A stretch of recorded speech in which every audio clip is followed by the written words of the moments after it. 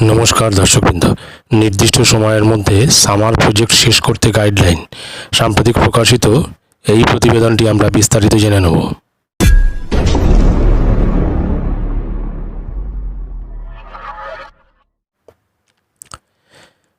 আর নম করে স্কুলের সামার প্রজেক্ট নয়, এবার রীতিমতো সময় ধরে তা শেষ করে মূল্যায়ন করতে হবে স্কুলগুলিকে।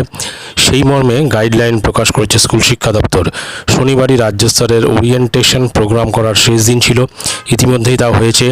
9 মে থেকে 20 মে পর্যন্ত থাকবে গ্রীষ্মের ছুটি।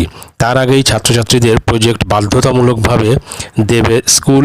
ছুটির পরে স্কুল খোলার 7 দিনের মধ্যে এই সংক্রান্ত রিপোর্ট জেলা শিক্ষা আধিকারিক দেবেন রাজ্যকে। আর জুলাইয়ের সেরা সামার প্রজেক্ট বাছাই করেও রাজ্যের কাছে পাঠাবেন তিনি।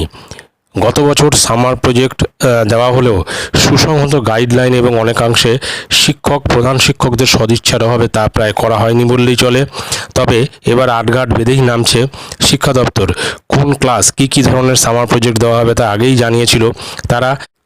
27 মার্চের মধ্যে সব জেলাকে প্রধান শিক্ষক এবং এসআইদের নিয়ে সামার প্রজেক্ট সংক্রান্ত কর্মশালা সেরে ফেলতে বলা হয়েছে জেলাগুলিকে। এগুলির দায়িত্বে থাকবেন সহকারী জেলাশাসক। আর 30 মার্চের মধ্যে ডিআইরা স্কুল শিক্ষকদের নিয়ে এই সংক্রান্ত ওরিয়েন্টেশন প্রোগ্রাম করবেন। তাদের দিয়ে ছাত্রদের সামার প্রজেক্ট সম্পন্ন করার দায়িত্বে থাকবেন প্রধান শিক্ষক।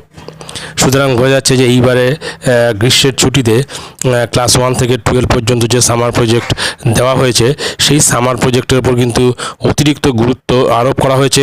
এবং এই গ্রীষ্মের ছুটির আগেই কিন্তু সেই সামার প্রজেক্টগুলো বা কী ধরনের প্রজেক্ট তারা করবে, ছাত্রছাত্রীরা করবে, সেটা কিন্তু গ্রীষ্মের ছুটির আগেই কিন্তু তাদের জানিয়ে দিতে হবে। এবং গ্রীষ্মের ছুটি শেষ হওয়ার পরে যখন স্কুল খুলবে তখনই কিন্তু সঙ্গে সঙ্গে সেই সামার প্রজেক্টগুলি কালেক্ট করে নিতে হবে।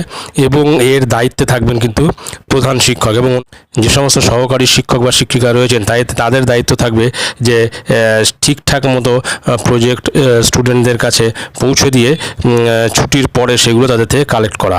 তো এটাই ছিল গুরুত্বপূর্ণ আপডেট। ভিডিওটি ভালো লাগলে অবশ্যই সাবস্ক্রাইব করবেন চ্যানেলটি। পরবর্তী আপডেট ভিডিও পাওয়ার জন্য ধন্যবাদ।